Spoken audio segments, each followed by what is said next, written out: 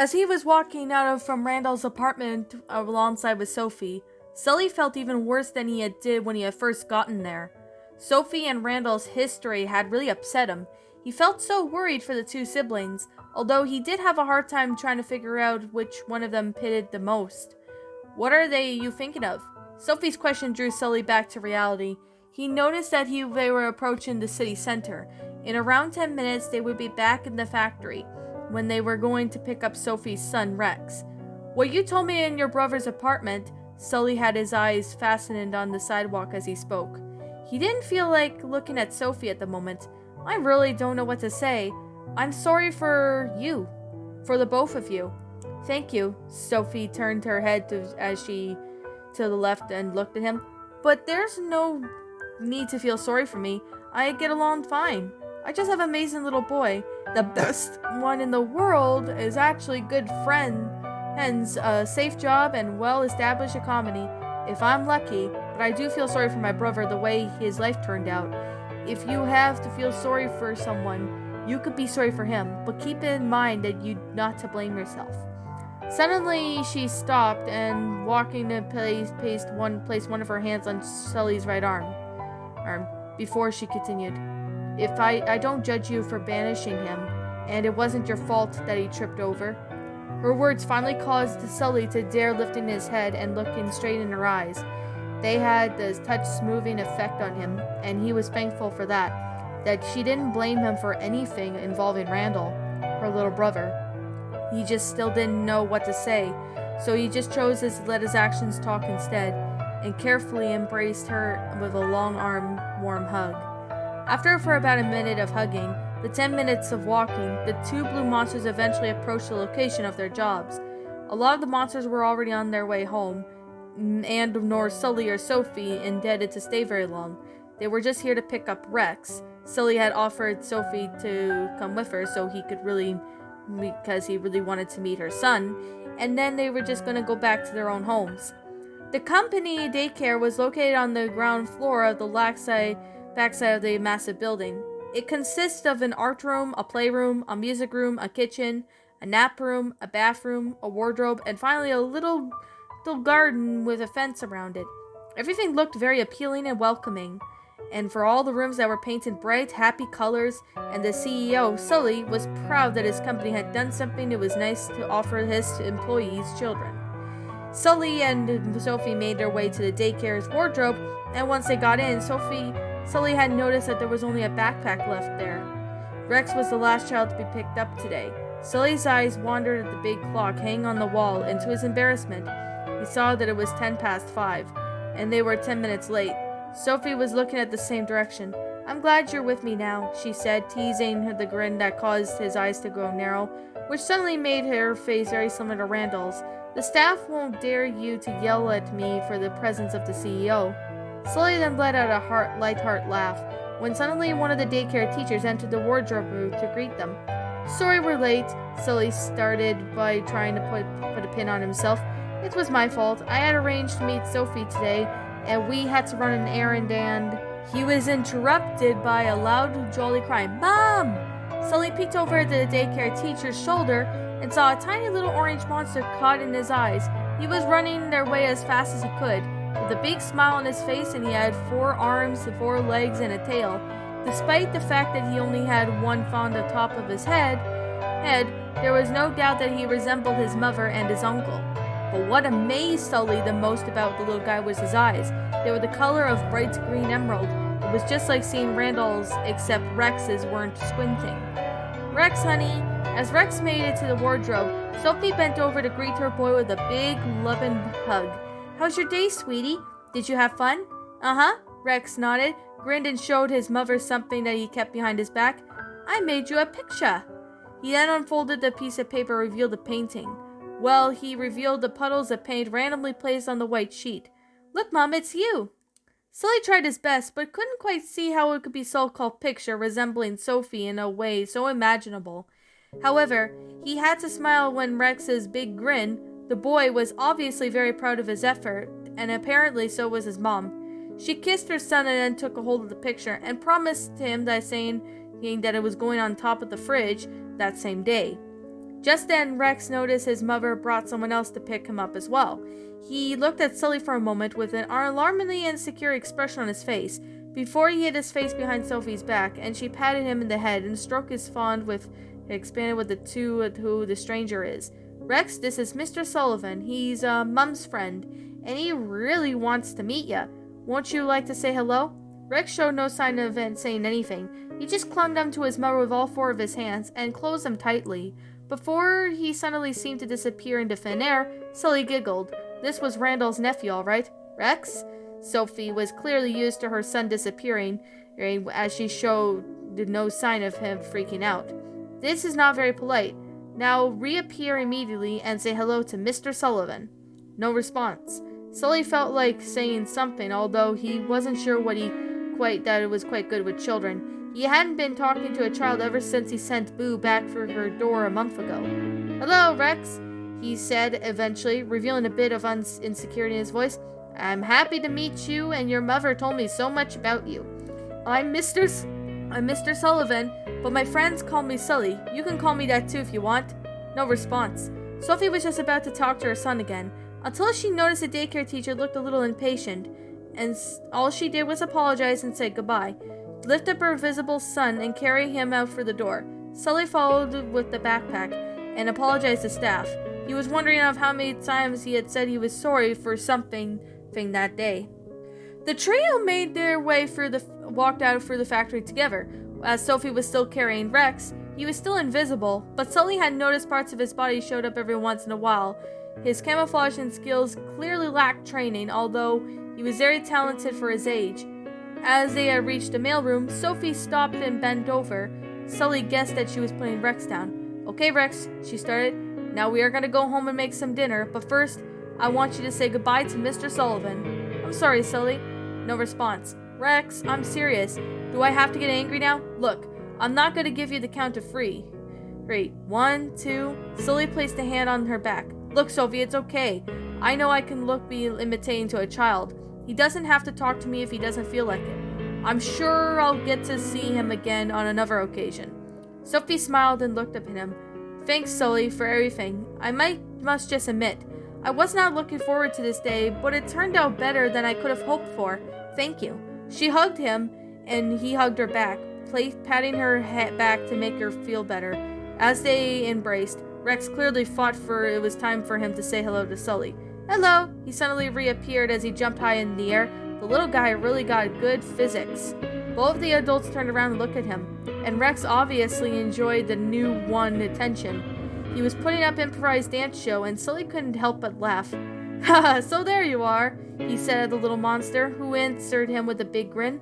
Hello, Rex said again, waving to Sully as he continued to jump up and down and dance randomly. Want to see what I can do? He didn't seem to have the time to wait for Sully to answer, but he just started showing it off anyway. It wasn't every day that he'd see an audience. The little boy climbed onto his way with all of his arms and legs, and climbed higher until he was at the very same level as Sophie's head. Then he carefully let go of his arms, so that he ended up hanging from the ceiling by his legs. Be careful, honey. Sophie's expression looked a little concerned, but she had nothing to worry about. Her son knew what he was doing. Rex, very concentrated, climbed down again, only using his forelegs, and got himself safely back to the ground. While looking at the audience with anticipation, Sully applauded him. Hey, that's very good. Thanks for showing me, Rex. That's good, Rex, Sophie agreed. But now we really have to go. We're going home to make dinner. Bye, Rex. Nice to meet you. Sully waved at the orange monster. Bye, Ali. Rex waved back at him with his free arms. He probably would have said to use the fourth one too, but his mother if his mother hadn't grabbed it, that would lead them straight out of the factory and home. Sully smiled to himself as he walked towards the counter at the local supermarket. Despite his grief that he had felt after hearing Sophie and Randall's sad history, his day had actually been really good. Meeting Sophie had been very nice, and meeting Rex had been incredible. What a funny little guy.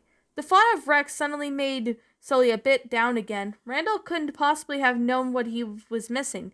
Imagine of having the nephew that's sweet, full of life, only to be chose not to care about him.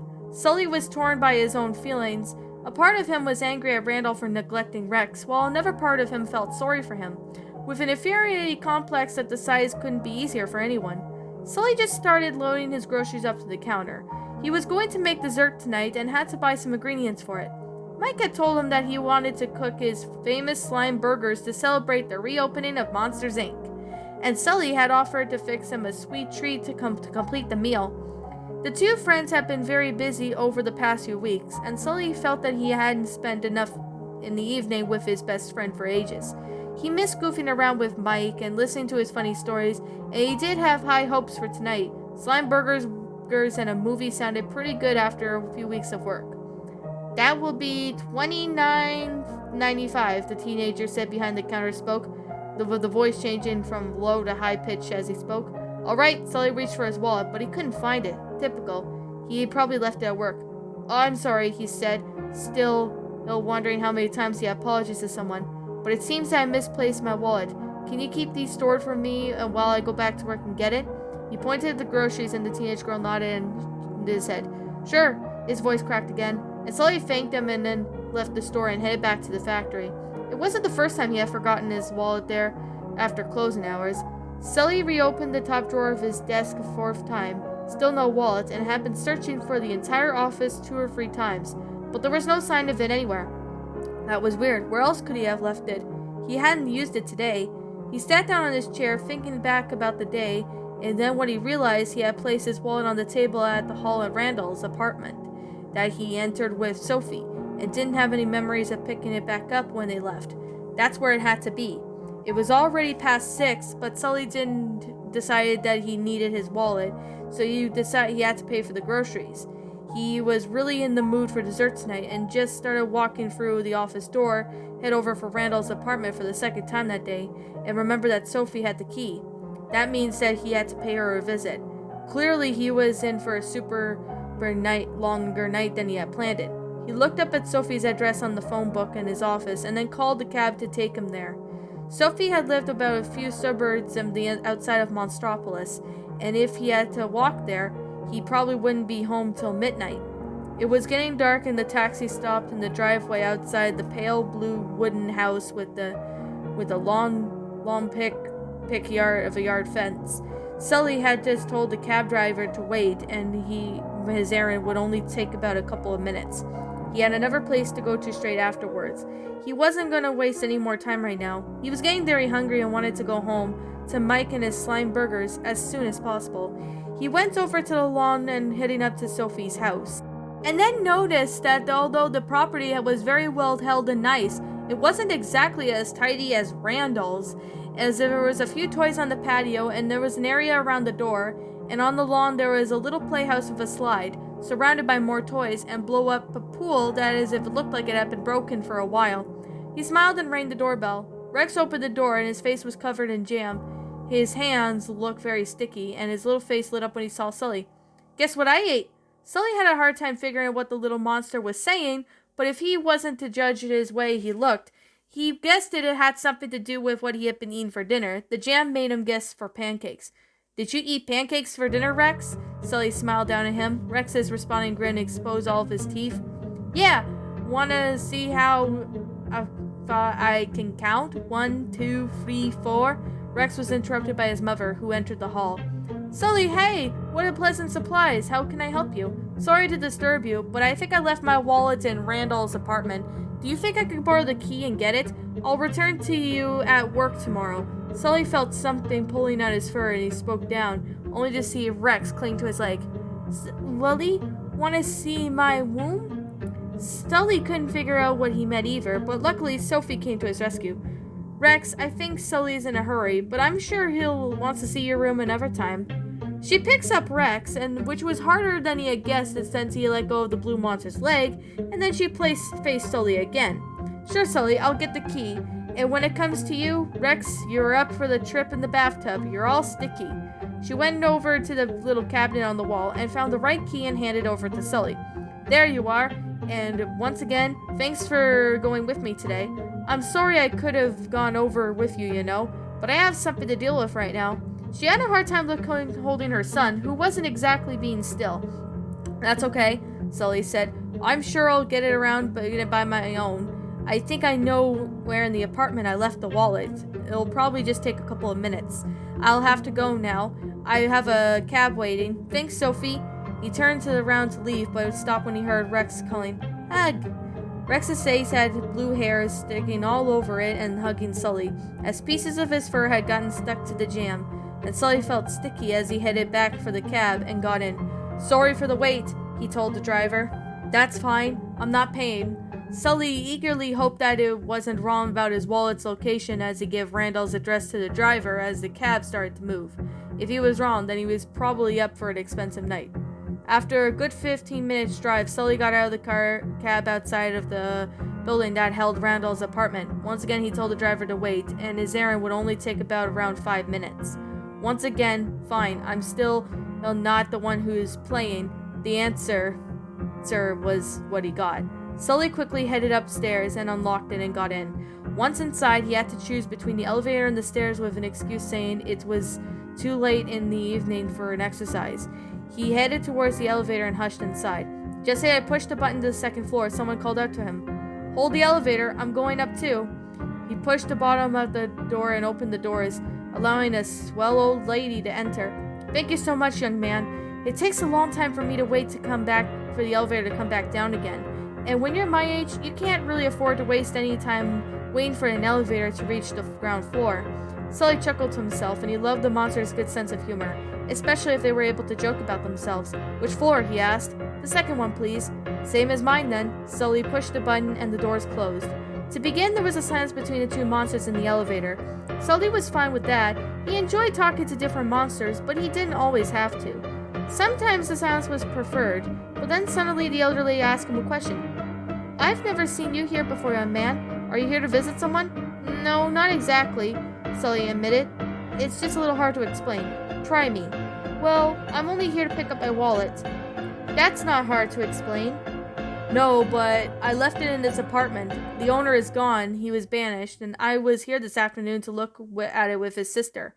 I know all the people living in this building. Whose apartment is that? His name is Boggs. Randy? The old lady suddenly looked startled and stared at Sully. Randy's been banished? What? Why? I'm afraid that's too confidential, ma'am. Sully wasn't really entirely sure of it, but he didn't really feel like sharing the story with the stranger that he just met in the elevator. He was just eager to get out of there and head home to Mike's dinner. But there must be a mistake. Randy Boggs is my neighbor, and he had always been such a sweet boy. What could it possibly have done to deserve this punishment with banishment? Oh dear, I haven't seen him in a while, but I assume he was away on a holiday or something. Oh dear.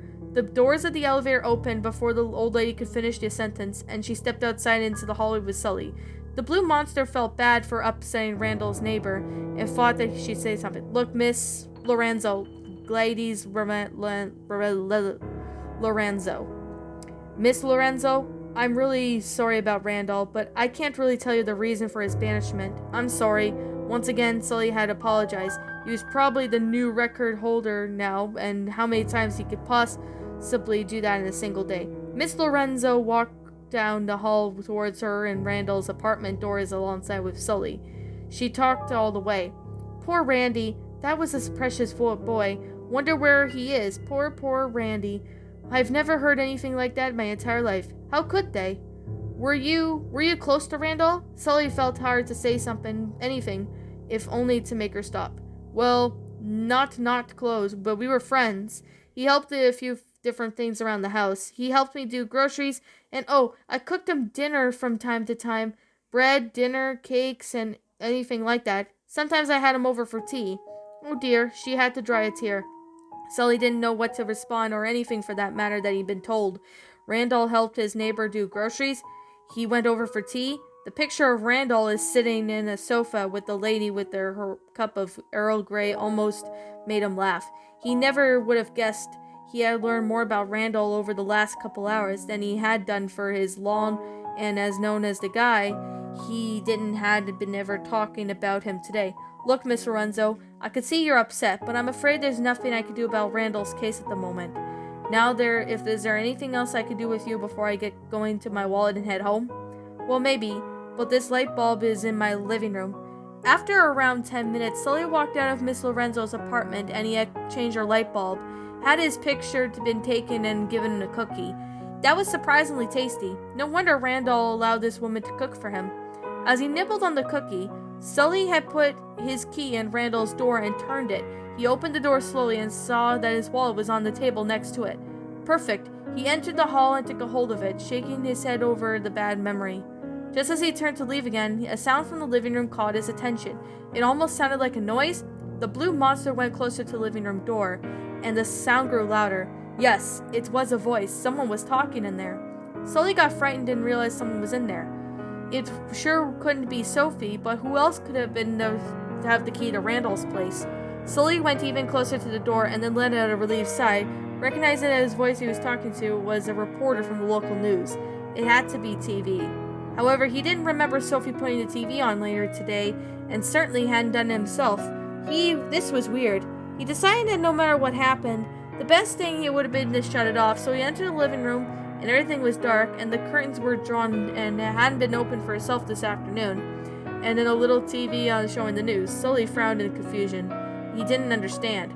The news showed a report from Monsters Inc., probably pre-recorded the same afternoon, with a proud Mike telling the reporter about the good things that were going on in this factory. Sully had smiled to himself and pressed down the off button. There was no way he would get Mike to stop talking tonight. Sully turned around to leave again when he suddenly stopped and stood perfectly still for a long time. His widened mouth hung open as a sight of shock. The room was dark, but it wasn't enough light for Sully to notice that Randall's bed covers were still on the couch. But they weren't the only things there. Sully saw a foot, and it looked like it just got moved. He hesitated, but he moved closer, and he tiptoed over to the table, and tried to get a closer look at who was laying on the couch. Deep inside, he already knew. When he got up close, he almost fell backwards when he realized his gut feeling was right. The monster on the couch was the same that had been thinking about all day. It was the same one that got thrown out of the door a month ago. And it was the same one who chased him, Proud Monsters Inc., and tried to kill him. But now it was the same monster, was laying right there in front of him, sleeping heavily with a peaceful look on his face. Randall.